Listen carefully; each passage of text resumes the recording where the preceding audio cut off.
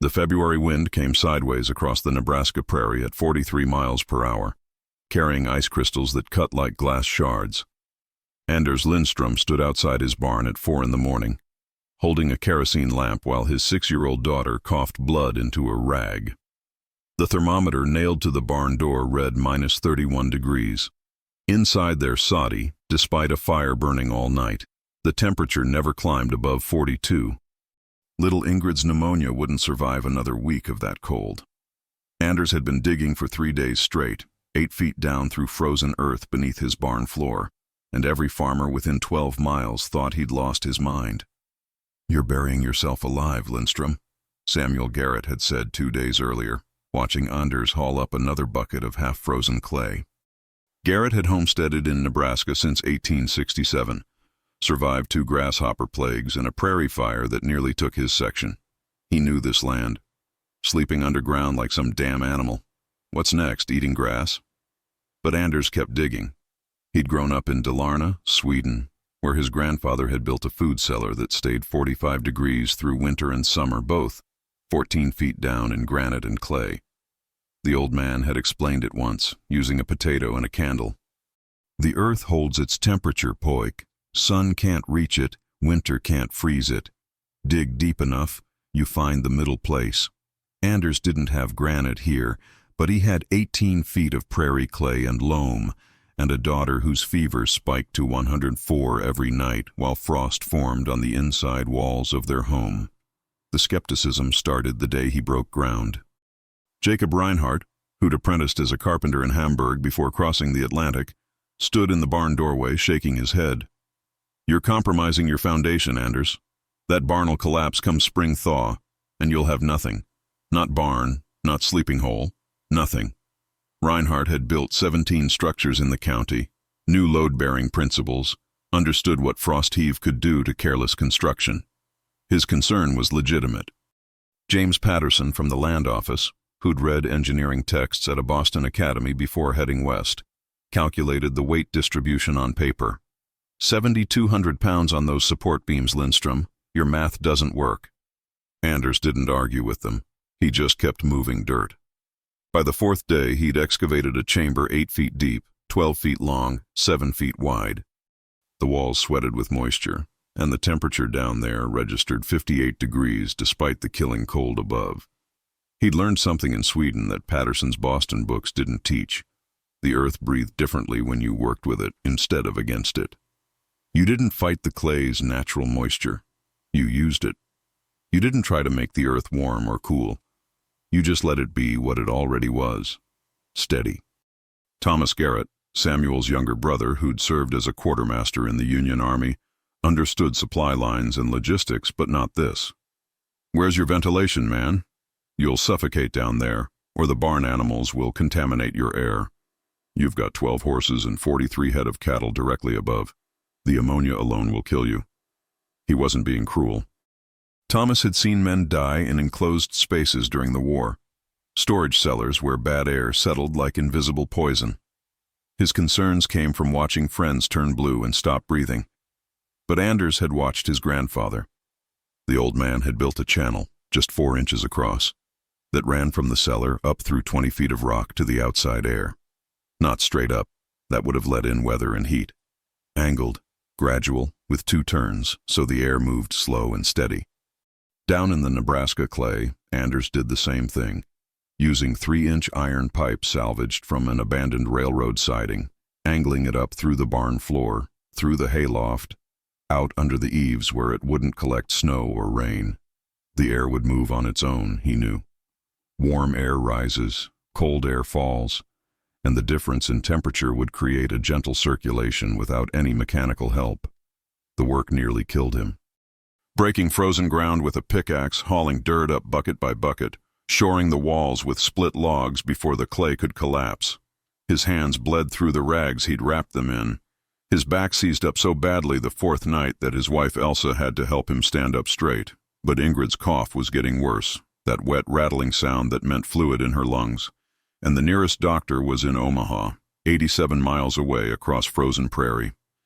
"You didn't make that trip in February. You solved your problems yourself, or you buried your children. If you're seeing the value in preserving this kind of frontier knowledge, the practical wisdom that kept families alive when there were no easy answers, I'd be grateful if you'd subscribe. There are techniques here that modern convenience has made us forget, and they're worth remembering. But let's get back to that frozen February, because Anders was about to face his harshest critic yet. Margaret Davies arrived on the 9th day, riding her husband's draft horse through snowdrifts that came up to the animal's chest. She was a midwife, had delivered 38 babies in the territory, and she'd seen more children die than she cared to count. Pneumonia, diphtheria, scarlet fever, diseases that back east might mean a week in bed here meant a small grave on the prairie. She examined Ingrid in the soddy, felt the child's burning forehead, listened to that terrible cough, then walked out to the barn where Anders was finishing his project. That child needs warmth and stable temperature, Margaret said. Not her father breaking his back on some fool experiment. This isn't an experiment, Anders replied, climbing up from the underground chamber. It's 59 degrees down there right now. Been steady for 3 days. Won't freeze, won't overheat, just steady. Margaret had seen desperate men try desperate things. She'd watched a father try to cure croup by holding his son over burning sulfur, nearly killed the boy. She'd seen mothers feed kerosene to children with worms, poison the whole family. Desperation made people stupid. But she also knew that Sadi wouldn't keep Ingrid alive much longer. Show me, she said. Anders led her down the ladder he'd built, 12 rungs made from split cottonwood, notched and fitted without nails because nails were precious and wood was free if you knew where to look. The chamber floor was hard-packed clay, smooth from his daughter Elin spending hours down there with a tamping board. The walls were lined with split logs set vertically, not for warmth but for stability, keeping the clay from eventually crumbling. 3 feet of overhead clearance gave way to the barn floor above, supported by 6x8 beams of cottonwood that Anders had cut from the creek bottom 3 years ago and seasoned in his hayloft. The temperature was 59 degrees. Margaret touched the wall. It was dry but not dusty, firm but not frozen. The air smelled like earth and wood, clean and neutral. Her breath didn't fog. Above, in the barn, the thermometer read 7 degrees. In the soddy, where a fire had burned all morning, maybe 45. But here, 8 feet down, the earth held steady. I'll be damned, Margaret said quietly. Then, louder, bring the child down. They made a bed from straw and wool blankets, laid Ingrid on it that afternoon. The girl's fever broke within 18 hours, not because the underground chamber was warm. It wasn't, not really, not compared to the fires they'd been burning above. It broke because her body could stop fighting the temperature swings, stop trying to adapt to 40-degree fluctuations every 12 hours. In that steady 59 degrees, wrapped in blankets that stayed dry because there was no condensation, Ingrid's immune system could focus on fighting the pneumonia instead of just surviving the environment. But the real test came 17 days later when a Chinook wind pushed through and the temperature above ground shot up to 63 degrees in 4 hours. The rapid warm-up after extreme cold, that's when prairie structures failed. The ground heaved, foundations cracked, walls buckled. Samuel Garrett rode over expecting to see Anders's barn collapsed into a sinkhole. Instead, he found Anders and both daughters sleeping underground, comfortable while above them the barn walls leaked and groaned with thermal expansion. "How's the temperature down there?" Samuel asked, genuinely curious now. 60 degrees, Anders replied. Same as yesterday, same as tomorrow. The science wasn't complicated, though none of them would have called it science. Earth has thermal mass. 8 feet down, the ground temperature equals roughly the average annual air temperature of that location. In Nebraska's case, about 55 to 60 degrees. The deeper you go, the more stable it gets. At 8 feet, daily surface temperature swings don't penetrate. At 12 feet, even seasonal changes barely register. Ancient peoples knew this. Pit houses in the Southwest, underground granaries in Egypt, root cellars in Scandinavia. They didn't need thermodynamics equations. They just paid attention to what worked. But understanding why something works and building it yourself are different skills. Jacob Reinhardt wanted to see the structural engineering, so Anders showed him how he'd calculated the load. The The barn floor weighed roughly 1,200 pounds per square foot, including stored hay, equipment, and occasional animal weight.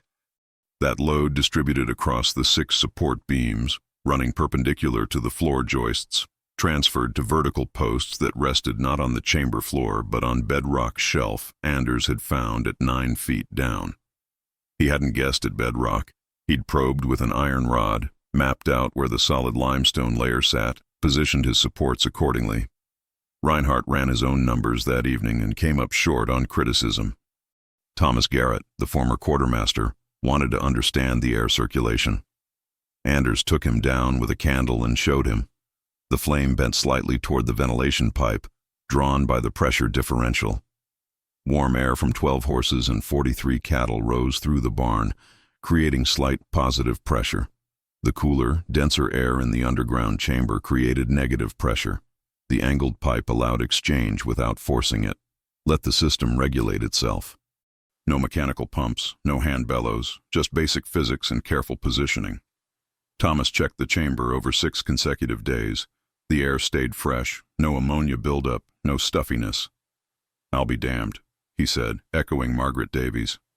"It actually works." The real validation came that summer. Nebraska summer hits different than winter, not as dramatic but more relentless. June through August, temperatures regularly exceeded 95 degrees, sometimes touched 110. In the Sadi, even with windows open, interior temperature climbed to 90 by noon, stayed there until dark. Sleeping was miserable. Working was dangerous. Heat stroke killed 2 men in the county that July, both in their 20s, both healthy until they weren't. Anders's family slept underground every night from June through September. The chamber temperature held steady between 62 and 65 degrees, never varying more than 3 degrees in either direction. In August, when the Sadi hit 103 degrees internal temperature and the milk spoiled in 2 hours, Anders brought neighbors down to feel the difference. The walls down there were cool to the touch but not cold, the air pleasant without being clammy. It was like stepping into a spring morning regardless of what was happening above. I want to take just a moment here to acknowledge something important. We're in the middle of this story, right at the crisis point, and it matters. If this kind of content resonates with you, if you value learning how people solved real problems with limited resources, please hit that like button. It helps more people discover these stories, and it tells me this work is worth continuing. Word spread. By September, 7 families had started their own projects. Samuel Garrett dug a smaller chamber, 6 by 8, specifically for food storage. He discovered what Anders already knew. Potatoes stored underground lasted through winter without sprouting, while potatoes in the Sadi either froze or sprouted by January. Carrots, beets, turnips, parsnips, all kept fresh in that steady temperature. Apples lasted 4 months instead of 6 weeks. Salted pork stayed good without constant smoke. The underground chambers weren't just sleeping spaces, they were survival insurance. Jacob Reinhardt refined the design. He dug his chamber 10 feet deep instead of 8, used thicker support beams, and added a second ventilation pipe for better circulation. His chamber held at 57 degrees year-round, slightly cooler than Anders's because of the extra depth. That 2-degree difference mattered for certain foods. Butter kept better in Jacob's chamber, stayed firm instead of soft. Fresh-killed meat could hang there for 3 days without spoiling, even in summer, giving families time to process a whole hog or sheep without waste. Thomas Garrett took the concept further. As former military logistics, he understood supply chains and planning. He dug a chamber specifically sized for seed storage, 4 feet deep, 6 feet wide, 10 feet long. Seeds stored at stable cool temperature stayed viable longer. His corn germination rate the following spring was 93% compared to 67% for neighbors who'd stored seed in barns or soddy lofts. Over 3 growing seasons, that difference meant extra bushels that could spell the difference between profit and foreclosure. But the innovation that surprised everyone came from an unexpected source. Bjorn Halvorsen, a Norwegian immigrant who'd settled 2 sections north, was a bachelor in his 50s who nobody expected to care about sleeping comfort. He dug his chamber 12 feet deep, larger than anyone else's, 20 feet long, 14 feet wide. He didn't use it for sleeping. He used it for smithing. Bjorn had been a blacksmith in Trondheim, could work iron like most men worked wood, but the problem with smithing on the prairie was temperature control. In summer, the forge heat combined with 95-degree weather made the work unbearable. In winter, the shop was so cold the iron cooled too quickly, made proper tempering nearly impossible. Underground, with the forge vented through a carefully designed chimney system that drew fresh air down through the main ventilation pipe, Bjorn could maintain consistent working conditions regardless of surface weather. The ambient temperature stayed steady, the ventilation was natural but reliable, and his work quality improved dramatically. By spring, he was producing tools that sold in Omaha for 20% more than comparable items because they were tempered correctly, consistently. The underground construction started spreading beyond the immediate community.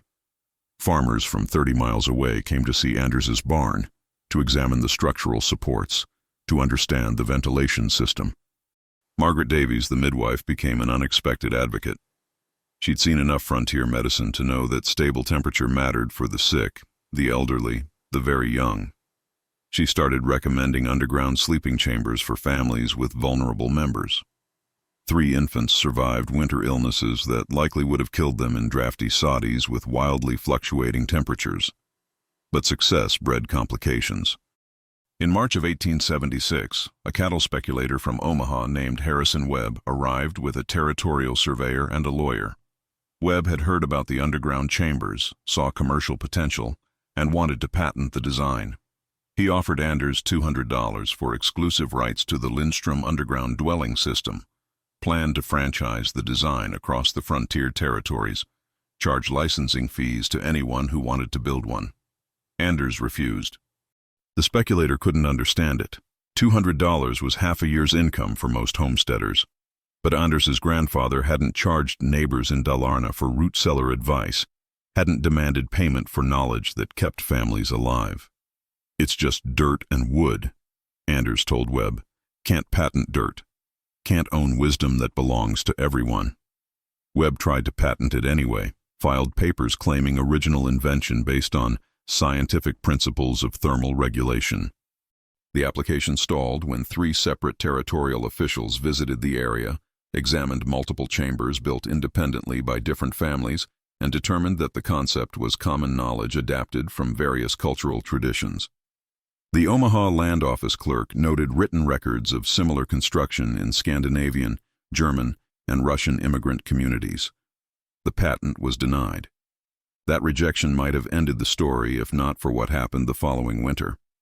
December 1876 brought what old-timers still call the Devil's Christmas. A blizzard rolled in on December 22nd with winds that sustained 73 miles per hour for 19 consecutive hours.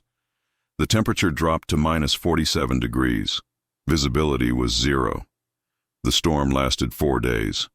14 people died in Nebraska territory, froze to death in their homes when fuel ran out, got lost between house and barn and died 30 feet from safety, couldn't maintain enough heat to survive. The Lindstrom family stayed underground the entire storm. So did the Garretts, the Reinhardts, the Halversons, and 4 other families who'd built chambers. They brought down food, water, blankets, and kerosene lamps. The cattle and horses above survived because the barn held enough stored hay and the animals' body heat kept the structure above freezing. Below in the chambers, families waited out the storm in 60-degree comfort. Not luxury, comfort, a profound difference. They could sleep without fear of freezing, could keep children and elderly safe without burning through scarce fuel, could maintain some semblance of normal life while above them the world tried to kill everything exposed to it. When the storm broke, rescuers found the Lindstrom farm functioning normally. The stock had survived, the family was healthy, and they'd used less than a quarter of their winter fuel supply. Contrast that with the Henderson family 3 miles east, both parents dead, 3 children barely alive, suffering frostbite and severe hypothermia. The children survived because rescuers got to them in time, but they lost toes and fingers to frostbite. The difference between the 2 families was 8 feet of earth and some careful engineering. The newspaper in Omaha ran a story about it called Anders the Swedish Mole, in a tone that wasn't entirely complimentary. But the story included practical details, dimensions, ventilation specs, structural requirements. By spring of 1877, applications for homestead patents in the Nebraska Land Office included questions about underground construction capability. The territorial government didn't mandate it, but they started tracking it, noting which homesteaders had built or planned to build underground chambers. Insurance companies in Omaha began offering lower rates to farmers with documented underground shelters. The innovation spread beyond Nebraska. A railroad engineer who'd visited Anders's farm took the concept to Wyoming, adapted it for mountain conditions where bedrock sat closer to the surface. Miners in Colorado were already familiar with underground temperature stability, but they started building family quarters using similar principles, integrated into their mining operations. In Kansas, where limestone was plentiful, settlers carved chambers directly into rock bluffs, achieving even better temperature stability, 54 degrees year-round with zero maintenance. Each region adapted the concept to local conditions and resources. In the Dakotas, where timber was scarce, they used sod blocks for wall support and buffalo hides for interior lining. In Montana, where winter was longer but summer heat less intense, they dug shallower chambers, prioritized winter survival over summer cooling. In New Mexico Territory, where Spanish and Mexican settlers had built underground food storage for generations, the Scandinavian ventilation techniques merged with existing architectural knowledge, creating hybrid designs that worked better than either tradition alone. Before we continue to see how this played out, I want to say something genuine. If you've stayed with this story, if you see the value in documenting how people solved real problems with ingenuity and observation, rather than technology and money, then please subscribe. We're trying to preserve knowledge that's being forgotten. Techniques that worked before modern convenience made them seem unnecessary. These aren't just interesting historical anecdotes. They're practical solutions that might matter again someday. Join us in keeping this wisdom alive. By 1880, the underground chamber concept had evolved beyond its original purpose. Teachers in one-room schoolhouses started holding summer sessions underground, where children could learn without heat exhaustion. Churches built chambers for summer services, allowed congregations to gather comfortably during July and August, when surface structures became unbearable. A hotel in Kearney built 6 underground rooms, charged premium rates for climate-controlled accommodations, stayed booked solid from May through September. The medical applications expanded too. Margaret Davies, the midwife, convinced a doctor who'd relocated from Philadelphia to build an underground clinic. The stable temperature meant medicines stayed viable longer, surgical instruments could be stored properly, and patients recovering from fevers could convalesce in consistent conditions. The doctor was skeptical until the first summer when he performed 3 successful surgeries underground while his surface clinic sat at 98 degrees. The reduced infection rates were notable. Sterile technique mattered, but so did stable temperature and humidity control. Anders Lindstrom never sought recognition for any of this. He kept farming, raised his daughters, helped neighbors with construction advice when asked. Jacob Reinhardt documented the structural principles in a letter to his brother in Hamburg, who shared them with building guilds in Germany. Those specifications eventually made their way back across the Atlantic, influenced European root cellar design in ways neither man ever knew about. Knowledge doesn't travel in straight lines. It spreads through networks of practical people solving similar problems in different places. The skeptics who'd questioned Anders in that first winter became the strongest advocates. Samuel Garrett built 3 additional chambers on his property, used them for food storage, seed storage, and summer sleeping. Thomas Garrett, the quartermaster, wrote a detailed manual on underground construction for the Omaha Veterans Association, distributed it to former soldiers homesteading across the frontier. Jacob Reinhardt trained 11 apprentices in underground construction techniques, integrated them into standard building practice. James Patterson, the land office clerk, revised his engineering assumptions based on observed results, admitted in a letter to his Boston Academy that frontier experience sometimes trumped formal education. The most surprising transformation was Harrison Webb, the speculator who'd tried to patent the design. After his patent rejection, Webb studied the various chambers built across the territory, recognized that the value wasn't in owning the idea, but in standardizing quality construction. He started a business supplying pre-cut timber supports, standardized ventilation pipes, and detailed building plans. He didn't charge for the knowledge. He charged for reliable materials and accurate specifications. The business thrived because settlers wanted proven designs, wanted to avoid costly mistakes, wanted the assurance that their chambers would work as promised. Ingrid Lindstrom, the girl who'd nearly died from pneumonia that first winter, grew up healthy. She married a homesteader from Iowa in 1889, and the first structure they built on their new claim wasn't a house or barn. It was an underground chamber. She'd spent too many nights sleeping in 60-degree comfort while storms raged above to ever settle for less. Her husband thought she was eccentric until the first winter, when a blizzard killed 3 neighboring families while they waited it out underground, warm and safe. By 1890, underground construction was common enough that homesteader manuals included standard specifications. The U.S. Department of Agriculture published bulletins drawing on Scandinavian immigrant practices. University researchers confirmed what Anders's grandfather had known. Thermal mass and proper ventilation created stable environments regardless of surface conditions. Anders never read those papers. The validation he needed had come years earlier. The first night Ingrid's fever broke. The first morning he'd woken up underground and realized his family would survive the winter. What mattered was his daughters were alive, his neighbors were safer, and the practical knowledge his grandfather had taught him had found new soil to grow in. The frontier closed officially in 1890, but the techniques developed during those decades didn't disappear. They adapted.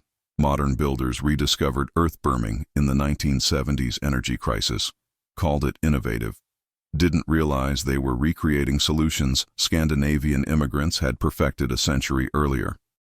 Today's earth contact homes trace their lineage to homesteaders like Anders, who couldn't afford to heat drafty structures.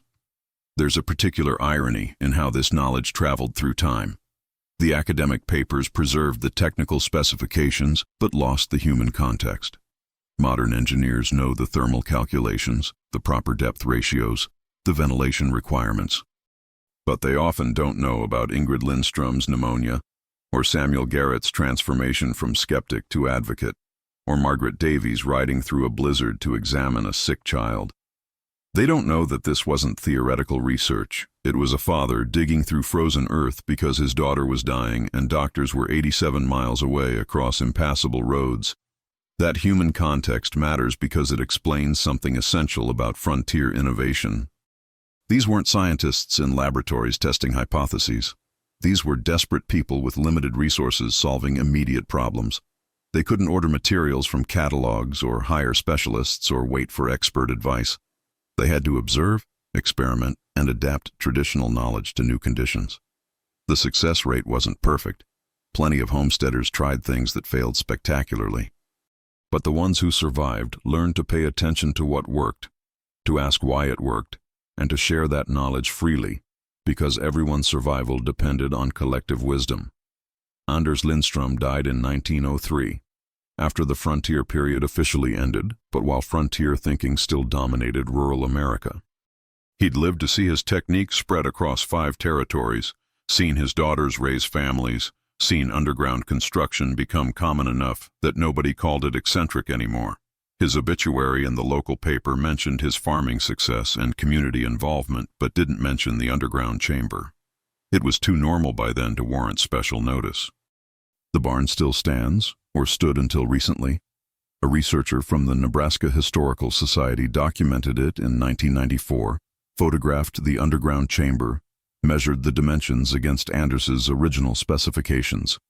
The temperature that day in July was 63 degrees underground, while the surface temperature hit 97. After 118 years, the Earth still did what Earth does, held steady, provided stability, offered refuge from extremes. There's a lesson in that steadiness. The lesson is about working with what you have instead of complaining about what you lack. Anders didn't have modern materials. He had clay, timber, and knowledge from his grandfather. He combined those with observation and persistence. The result kept his family alive and changed how thousands built homes on the frontier. We live in a different world now, one where climate control is cheap and reliable, where we assume warmth in winter and cooling in summer. We've forgotten what it costs to maintain those conditions. forgotten that there are simpler ways to achieve stability. The frontier settlers knew something we've lost. The Earth itself is a resource, not just something to build on top of, but something to build into, to work with, to let help us survive. If this story has given you something worth thinking about, if it's reminded you that human ingenuity matters more than available technology, then one more request. Like this video, subscribe to the channel, and share it with someone who values practical knowledge. These stories matter because they show us what's possible when necessity forces innovation, and when people pay attention to natural principles instead of fighting them. The underground chambers of the frontier era weren't perfect solutions. They required hard labor, careful planning, and maintenance.